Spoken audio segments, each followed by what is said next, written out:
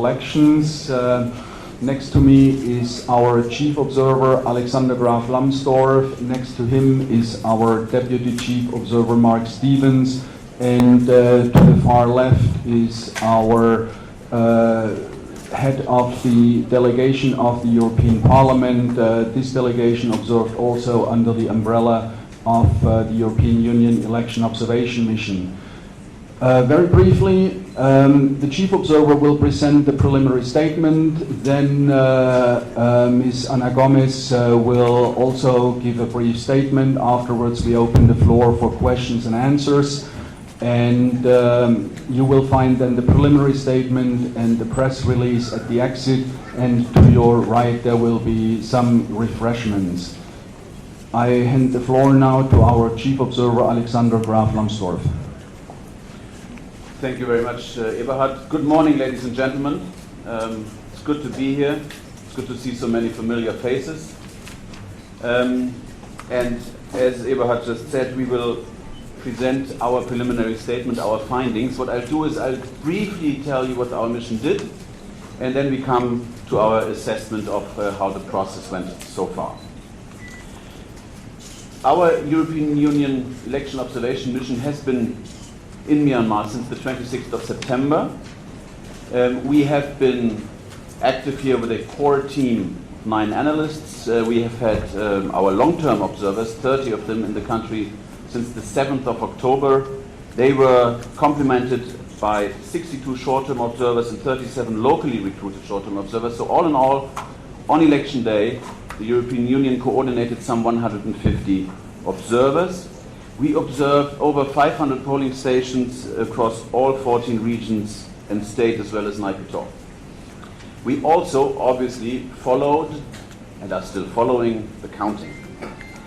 As we speak, as we assemble here, our observers are still in the field. They are still observing the counting and the tabulation processes. What we have done as a mission is, of course, we have met with everybody involved, with electoral officials at all levels, with the Union Election Commission, with political leaders, with candidates, with media, civil society, domestic observers, as well as other international observers. I have said this at a previous press conference, but I want to reiterate it here to make clear what our mission does and what it doesn't do. We are observers. That's what we do. We do not take instructions because we're an independent mission. We do not take sides because we are an impartial mission, and we do not take action because we do not interfere in the process. And that has been our modus operandi throughout. I now come to our findings. Let me first say that we are all conscious of the fact that this is a historic juncture in the country of Myanmar. This is a remarkable process, the first nationwide competitive elections in 25 years. And it was remarkable how many people turned out peacefully in large numbers to participate in this process. The process went better than many expected beforehand. It is also true, however, that more is needed, more reforms are needed to ensure that truly genuine elections can take place in the future. I will now talk about those things that we observed that were positive and those where we think that improvements can still be made.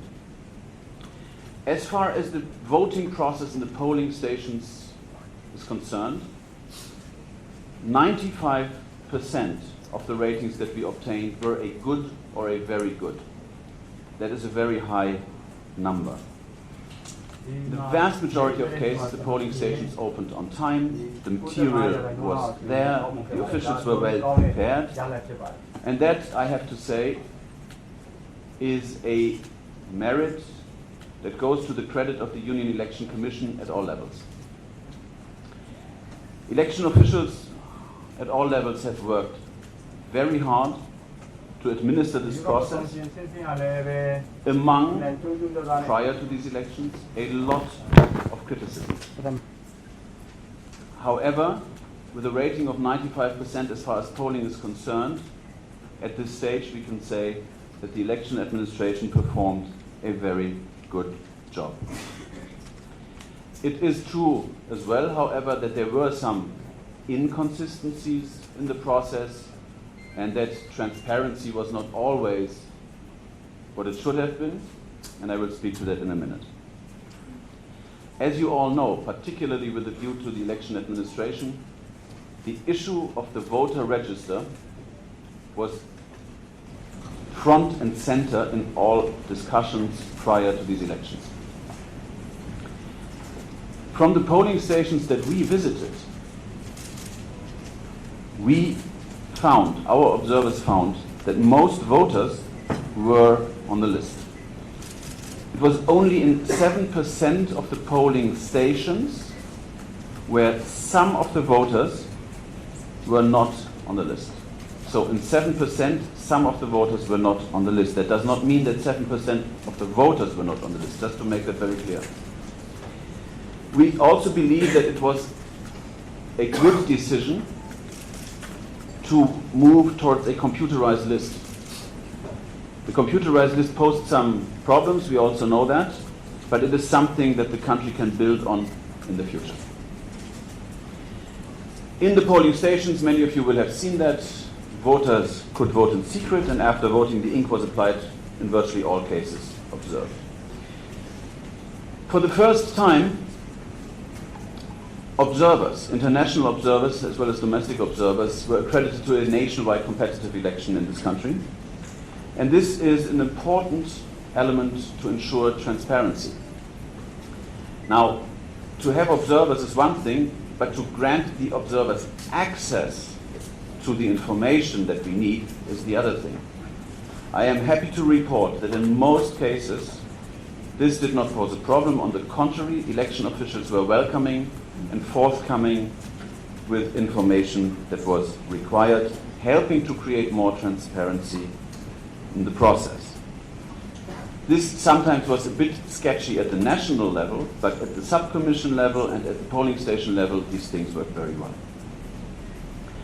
As far as the vote count is concerned, all this is going on in a transparent manner as well.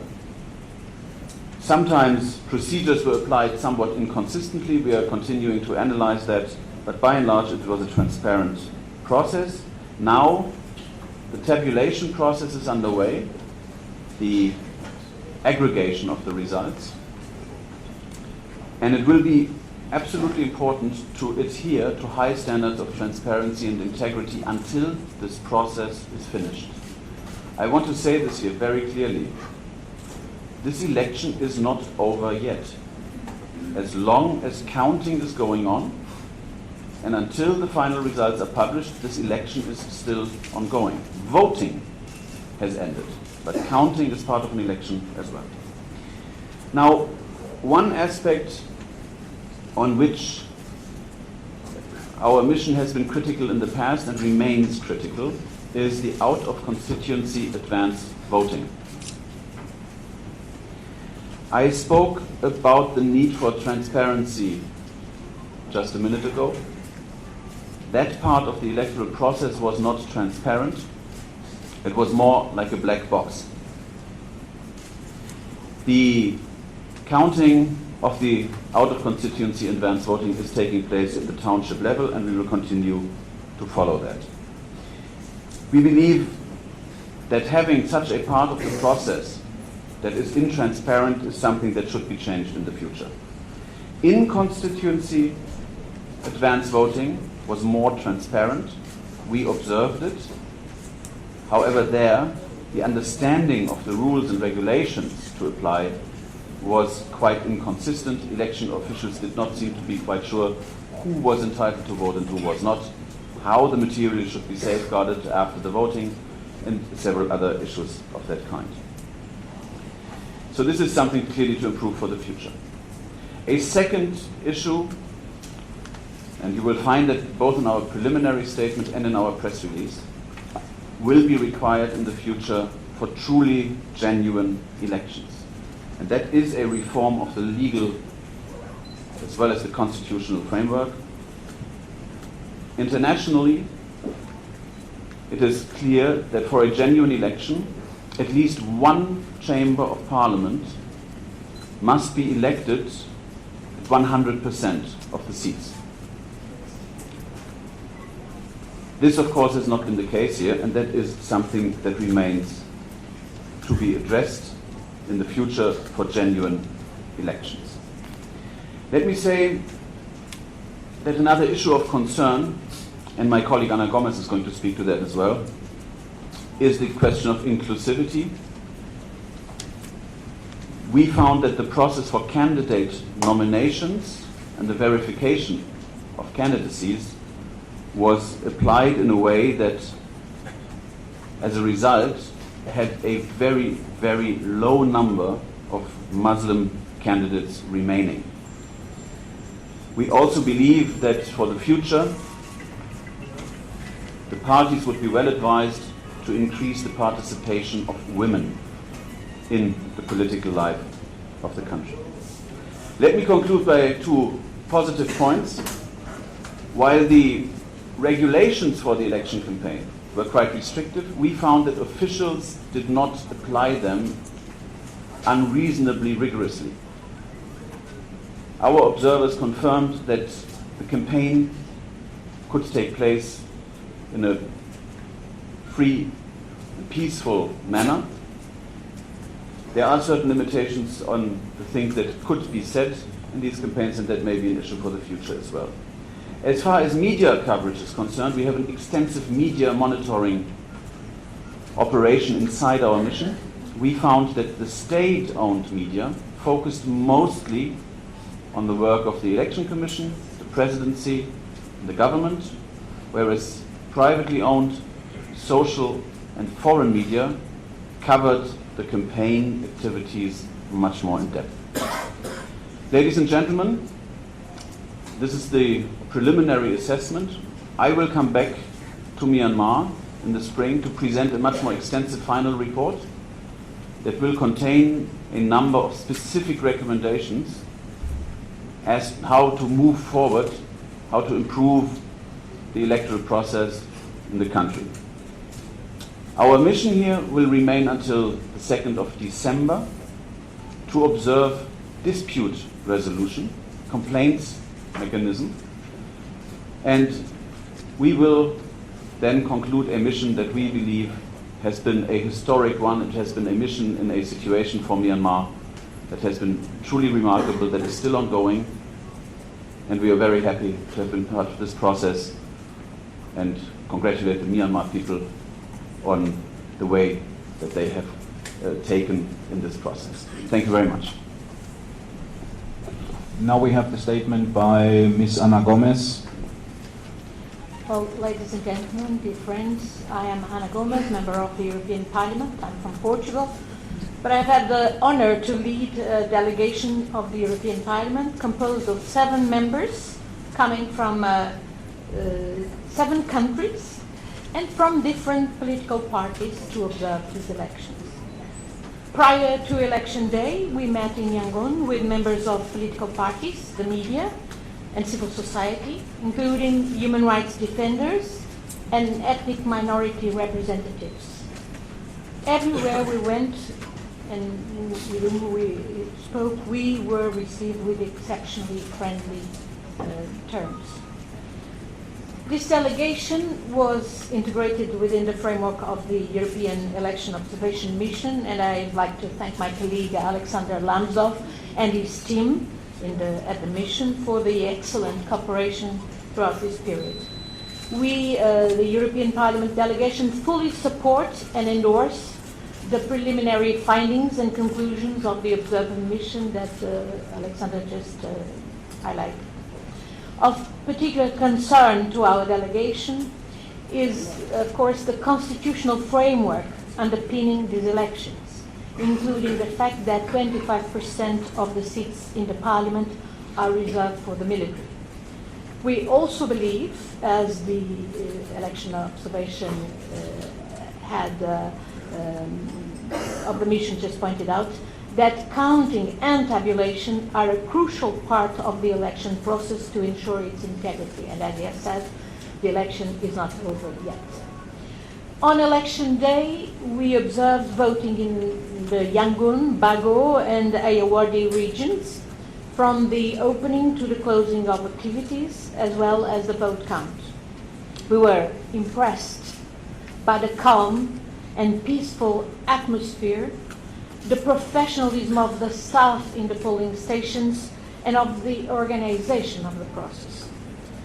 We welcome the fact that a high number of Myanmar citizens, and notably young people, exercise their right to vote, and with no apparent interference from the police. We particularly applaud the prominent role played by women, many young teachers, as staff in the polling stations. However, we noted the problems of registration, which led to the disenfranchisement of a significant number of citizens, particularly from certain ethnic minorities and religious groups.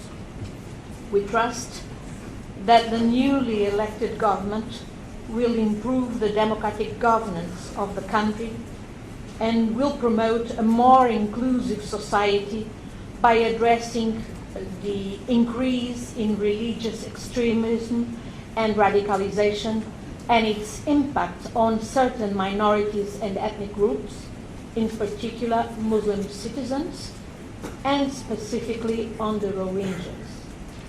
We congratulate the people of Myanmar, and we will continue to support the democratization of this country. Now is the time to seize the opportunity for reconciliation.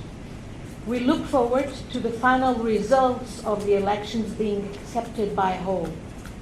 We will work specially to strengthen the cooperation between our parliaments with a view to enhancing democratic oversight in Myanmar. Thank you. Now we open the floor for questions and answers.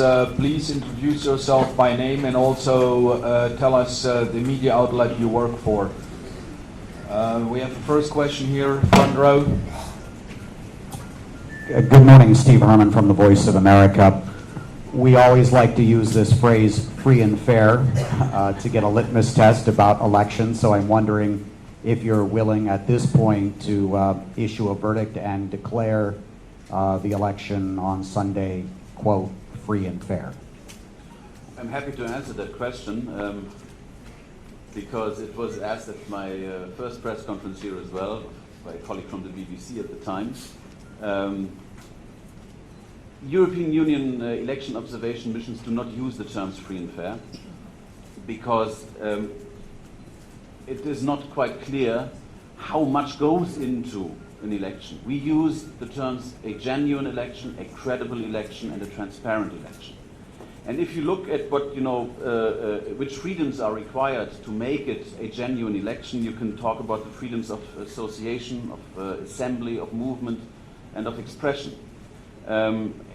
There are certain limitations here and there on some of them. Candidates should be free to hold campaign events. The right to vote must be provided with universal suffrage provided. The right to stand as a candidate must be provided on a reasonable basis. And as I said before, this was an issue here with particular concern to the Muslim minority. For a genuine election, voters should be free to express their will, and they must have a real choice. So, as you can see, the country has come a long way, but I think we don't use the simplistic label here. Fairness in an election is also something that has many components. What about the legal framework? I've spoken to that. What about the matter of equal suffrage? We have the smallest constituency in Myanmar, having about 1,500 voters, and the largest more than 500,000. So the votes in one constituency met, way less than in another one. There's still a way to go. Does that mean the election is not fair in and of itself? Certainly not. Does it make it 100% fair? Well, there's still room for improvement.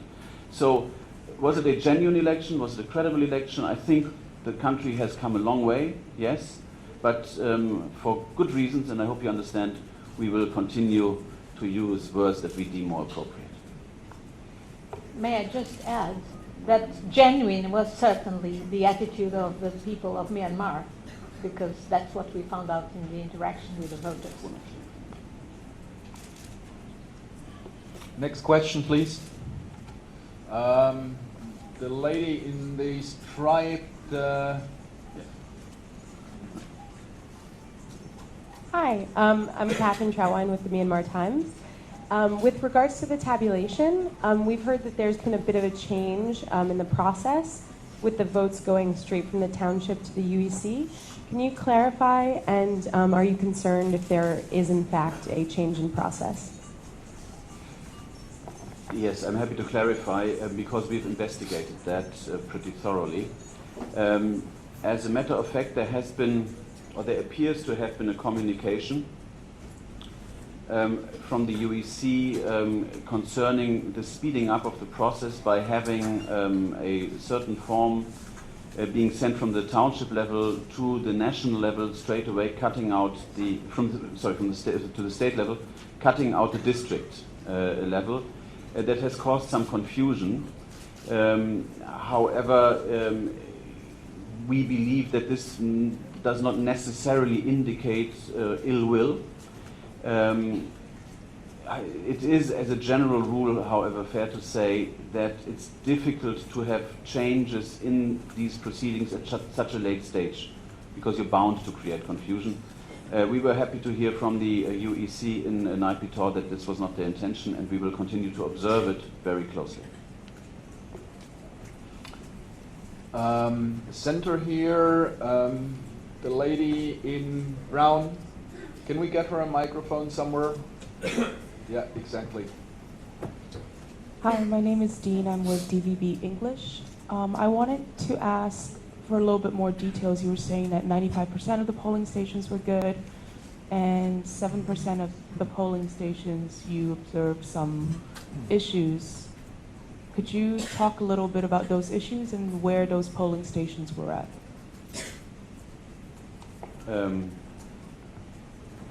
Just not to create any confusion here, the 95% of the overall rating for the voting process, so everything, arrival of voters, the way they were organized in terms of standing in line, their identification, the procedure with the three different plus ethnic votes, the room, the space, the light.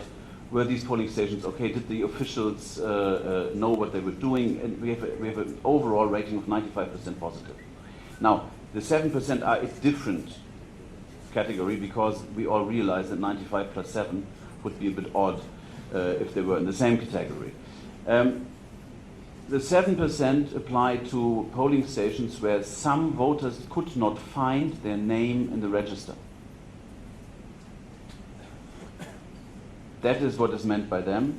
I cannot give you the exact locations where this happened, but what you can see is that in 7% of the stations that we observed, some people were not on the register.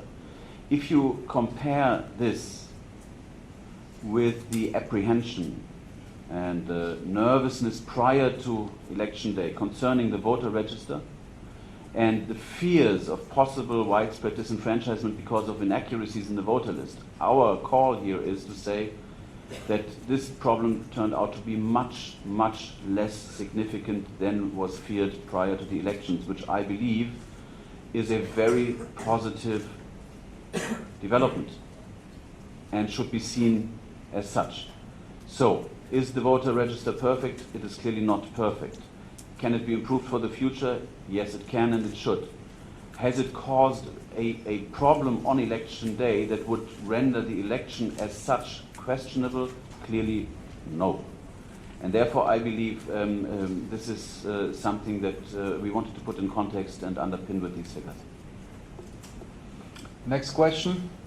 Can we get a microphone to this gentleman here with the glasses, and then we have a lady all the way in the back, exactly at the corner.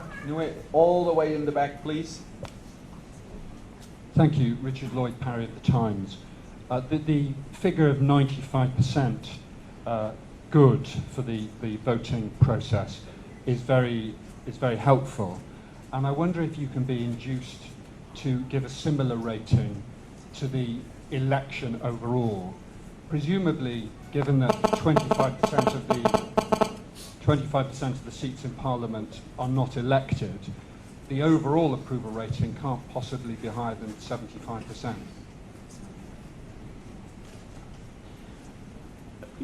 I will not put numbers on this, but I think I am very clear, I have been very clear, at least I've tried to be. As long as none of the chambers has 100% of its seats up for election, an election cannot be truly genuine in the understanding of elections as, internationally understood. The elections for the remaining 75% that we have observed on voting day went very well. Key constitutional, legal and procedural improvements, however, still need to be made. And as far as the constitutional improvements are concerned, moving the country to truly genuine elections in the future, your point is understood, well taken and correct. One of the chambers in the constitutional setup of the country should be elected at 100%. Did the microphone arrive back there? Okay, great. Is that working? Gwen Robinson, Nikkei Asian Review. I wanted to ask your opinion about dispute resolution mechanisms. You've got a situation where the next phase is going to see a whole lot of, possibly little and possibly bigger challenges, and you have a situation where the government's Union Election Commission is basically, as one human rights group said, the investigator, the juror and the judge. There seems to be that the UEC is the final avenue of appeal, and it also appoints the subcommittee that will investigate a complaint. Isn't this a very big flaw, particularly if there are very legitimate complaints? Thank you for asking this question. It's a very important point. In our view, the current setup does not provide adequate redress. We believe that an independent body should adjudicate electoral complaints and disputes. The fact that this is done by the UEC itself is not in line with international standards. There's another issue that is also relevant in this context. There are no time limits for dispute resolution, and that is also something that would have to be addressed in the future. Next question is, we have here a gentleman in the green striped shirt. Where do we have more questions until the microphone arrives?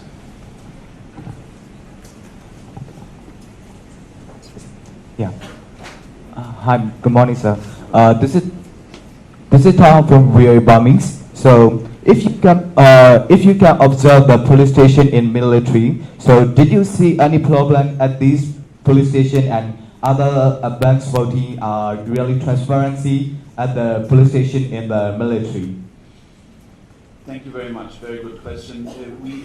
We have discussed this issue of access to military installations and the voting taking place there a number of times, including for the advance voting, which regrettably we were not able to access. However, contrary to our expectation, but in a positive development, we did not have any problems accessing military installations on election day.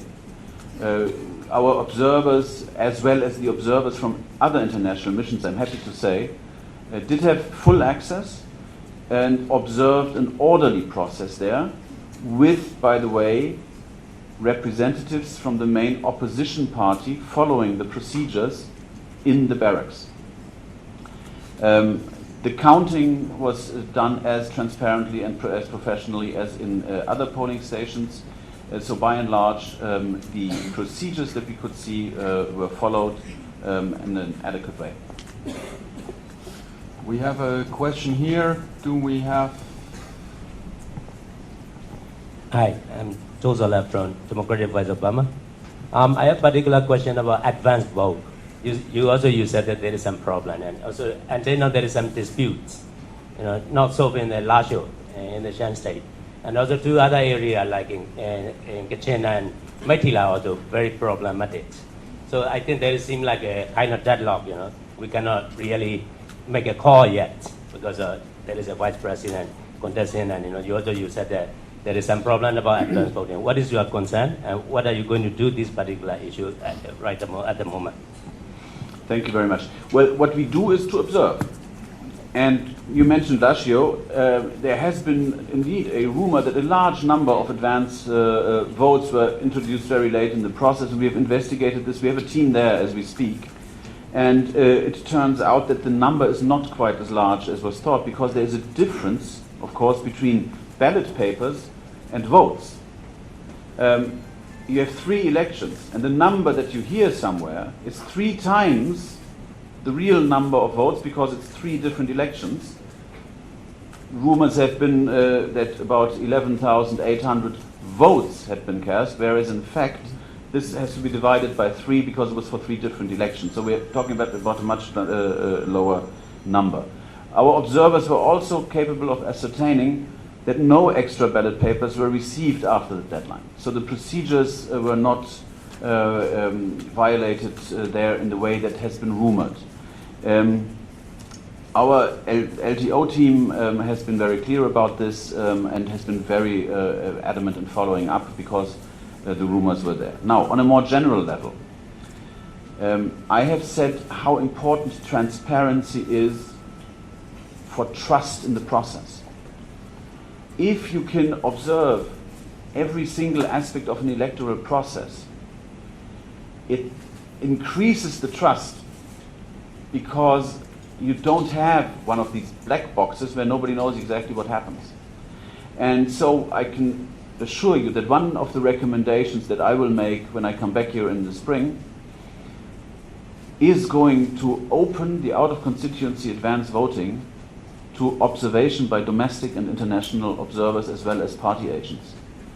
I believe that we would increase transparency that way, and that might, or probably would, also increase the levels of acceptance of a given election result. Do we have any more questions from journalists? There are a couple back here in the back row. Hi there. I just wondered if you could expand more. Sorry, my name is Joseph Olchin. I just wondered what you will be reporting about Northern Rakhine and the disenfranchisement of the Rohingya. I mean, that also seems up there with the sort of structural issue of the 25% seats as a major problem.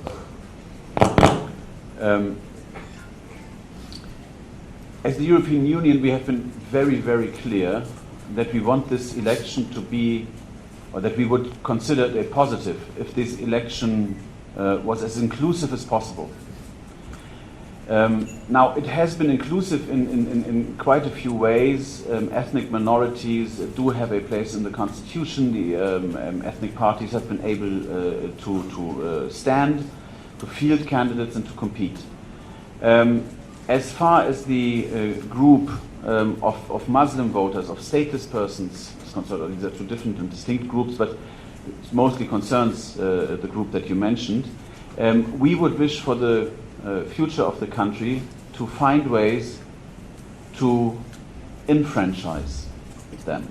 Many of their ancestors have been able to vote in previous elections, so it is very difficult to understand why they now should not be able to either stand in an election or vote in an election.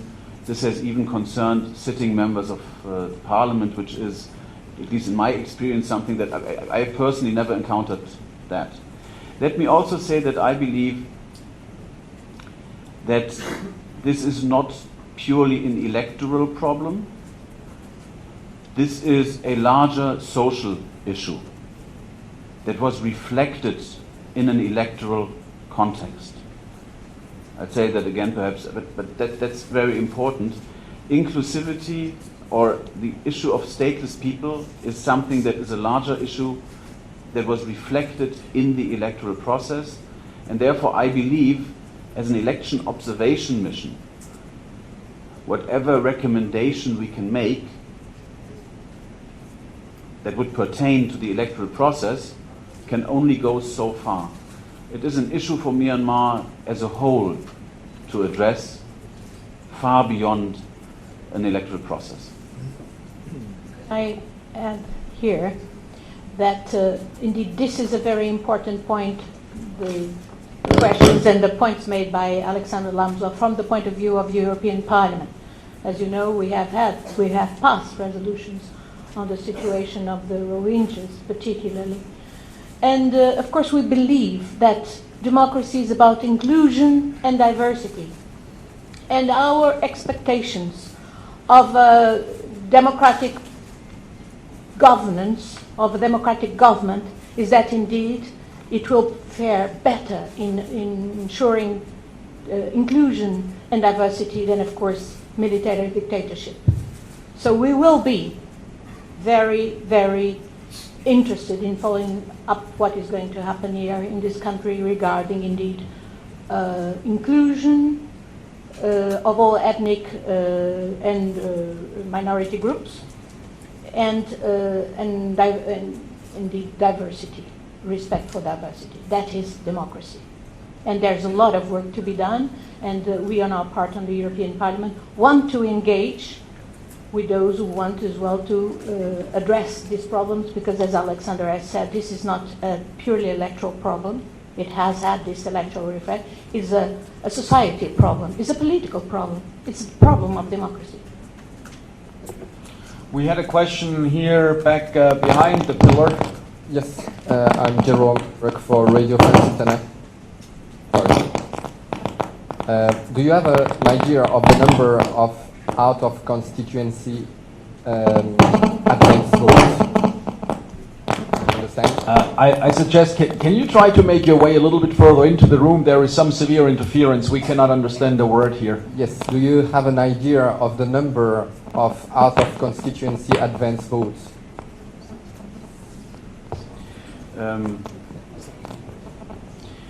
I've called that out-of-constituency advance vote a black box, and that pertains to the numbers as well.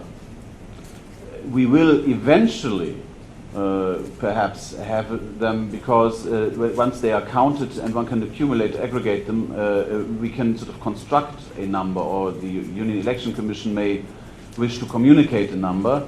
But as of this press conference, we do not have a number of the votes that were cast in the out-of-constituency advance voting. We take two more questions if there are any. I don't see, no, I see, well, okay. Yeah, okay. So that would be the last one.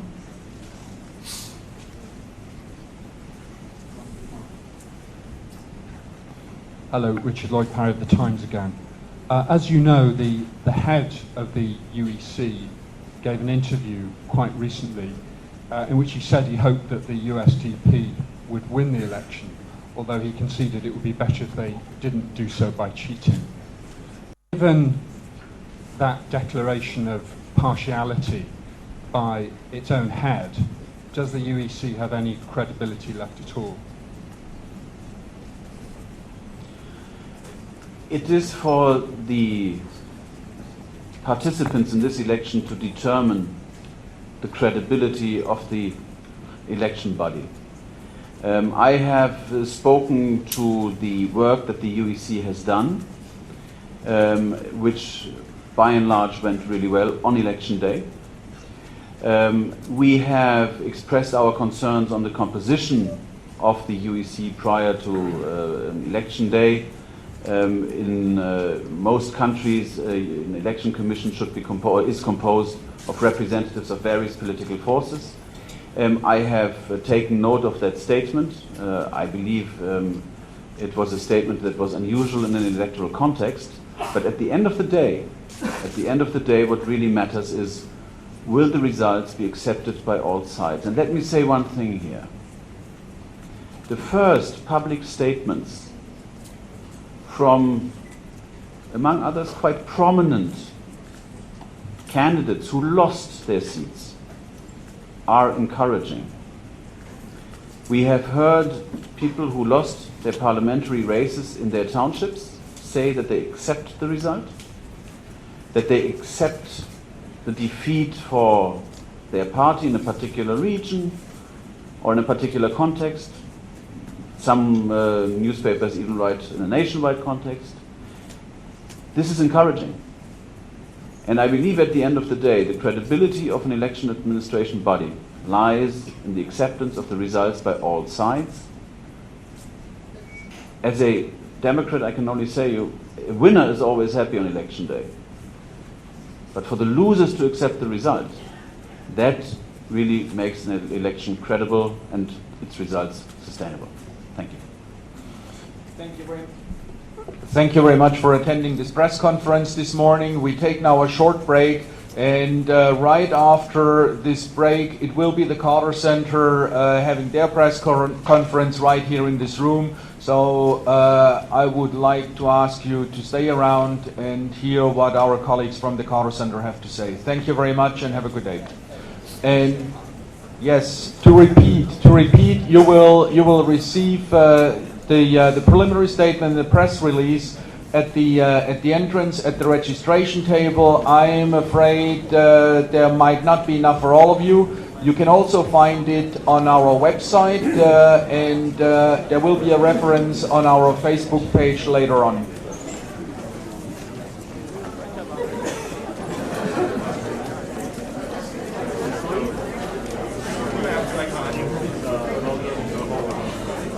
My phone cannot call to London. Can you call? အခုတင်ဆက်ပေးခဲ့တာကတော့ရန်ကုန်မြို့မှာပြုလုပ်သွားတဲ့ဥရောပသမဂ္ဂရွေးကောက်ပွဲလေးလာစောင့်ကြည့်ရေးအဖွဲ့ရဲ့သတင်းစာရှင်းလင်းပွဲပဲဖြစ်ပါတယ်။အဲဒီသတင်းစာရှင်းလင်းပွဲမှာပြောကြားသွားတာအနှစ်ချုပ်ကိုတင်ဆက်ပေးမှာဖြစ်ပါတယ်။ပြောကြားသွားတာတွေကတော့ဒီရွေးကောက်ပွဲဟာမဲပေးပိုင်ခွင့်ရှိသူအများစုကမဲစင်းနဲ့ပါတာကိုတွေ့ရပါတယ်။အနည်းစုသာမပါတာဖြစ်ပါတယ်။ဒီတစ်ခါပြင်ပရွေးကောက်ပွဲလေးလာစောင့်ကြည့်သူတွေကိုလက်ခံခဲ့ပါတယ်။လက်ခံခဲ့တာတခုတည်းမဟုတ်ဘဲလွတ်လွတ်လပ်လပ်စောင့်ကြည့်လေ့လာခွင့်ရပါတယ်။ဒါဟာထူးခြားတဲ့အချက်ပါ။မဲရီရေတွက်တဲ့အခါမှာလည်းပွင့်လင်းမြင်သာမှုရှိပါတယ်။ရွေးကောက်ပွဲရဲ့ရလက်ကမပြီးသေးပါဘူး။ကျွန်တော်တို့မရှင်းလင်းတာတခုတော့ကြုံပါတယ်။အဲ့ဒါကတော့ကြိုတင်မဲကိစ္စပါ။ကြိုတင်မဲတွေဘယ်လိုလုပ်တယ်ဆိုတာကိုတော့မရှင်းလင်းပါဘူး။ရှင်းလင်းမှုမရှိပါဘူး။မီဒီယာကရွေးကောက်ပွဲကိုစောင့်ကြည့်တဲ့ကိစ္စမှာလည်းထဲဝင်အသေးစိတ်လှုပ်သွားနိုင်တာကိုတွေ့ရပါတယ်။ဒီနေရာမှာအစိုးရမီဒီယာတွေကတော့အစိုးရမီဒီယာတွေထက်ပုဂ္ဂလိကမီဒီယာတွေကရွေးကောက်ပွဲတစ်စုံလုံးကိုကာဗာလုပ်သွားနိုင်တာကိုတွေ့ရပါတယ်။စောင့်ကြည့်နိုင်တာကိုတွေ့ရပါတယ်။ဒါကတော့ကနဦးတွေ့ရှိချက်တွေပါ။ဒီဇင်ဘာလ2ရက်နေ့မှာတော့အသေးစိတ်ထုတ်ပြန်မှာဖြစ်ပါတယ်။မြန်မာပြည်သူတွေကိုဂုဏ်ပြုပါတယ်ဆိုပြီးတော့ပြောခဲ့ပါတယ်။ဒီရွေးကောက်ပွဲဟာတမိုင်းဝင်အချိုးအကွေ့တစ်ခုဖြစ်ပြီးတော့မျှော်လင့်ထားတာထက်ပိုကောင်းတယ်ရွေးကောက်ပွဲရလဒ်ကိုရှုံးနေတဲ့သူတွေကလက်ခံရမှာဖြစ်တယ်လို့လည်းပြောသွားခဲ့ပါတယ်မီဒီယာတွေရဲ့မေးမြန်းချက်ကိုပြန်လည်ဖြေကြားရမှာတော့ဒီရွေးကောက်ပွဲဟာ free and fair ဖြစ်သလားဆိုတဲ့အမေးကိုတော့အတိအကျမဖြေသွားခဲ့ပါဘူးဒါပေမဲ့လည်းမြန်မာနိုင်ငံဟာအခက်အခဲတွေကြားထဲကနေကြော်ဖြတ်ခဲ့ရတာပါအများကြီးကြော်ဖြတ်ရအောင်မှာပါလို့သာပြောသွားခဲ့ပါတယ်ရွေးကောက်ပွဲမှာမဲယုံတွေမှာရှိုးဝက်စွာမဲပေးနိုင်ခွင့်လည်းရှိခဲ့ပါတယ်။မဲယုံတွေရဲ့9%လောက်ပဲအငင်းပွားစရာဖြစ်ပါတယ်။ပြီးတော့ဒီရွေးကောက်ပွဲမှာရွေးကောက်ခံခဲ့ရတဲ့အမတ်အများစုဟာအမျိုးသားတွေဖြစ်နေပြီးအမျိုးသမီးပါဝင်မှုနှုန်းနည်းနေပါတယ်။ပြီးတော့ရွေးကောက်ပွဲဟာနိုင်ငံတကာစည်းမျဉ်းစည်းကမ်းတွေနဲ့မကိုက်ညီဘူးလို့လည်းပြောသွားခဲ့ပါတယ်။ရွေးကောက်ပွဲလုပ်တဲ့ဘာဖြစ်လို့လဲဆိုရင်ဒီရွေးကောက်ပွဲမှာလွှတ်တော်နေရာအားလုံးရာခိုင်နှုန်းပြည့်ကိုရွေးကောက်တာမဟုတ်လို့ပြောသွားပါတယ်ဆက်လက်ပြီးတော့လည်းအသေးစိတ်သတင်းထုတ်ပြန်ချက်တွေကိုကျွန်တော်တို့ကတင်ဆက်ပေးဦးမှာဖြစ်ပါတယ်ခင်ဗျာ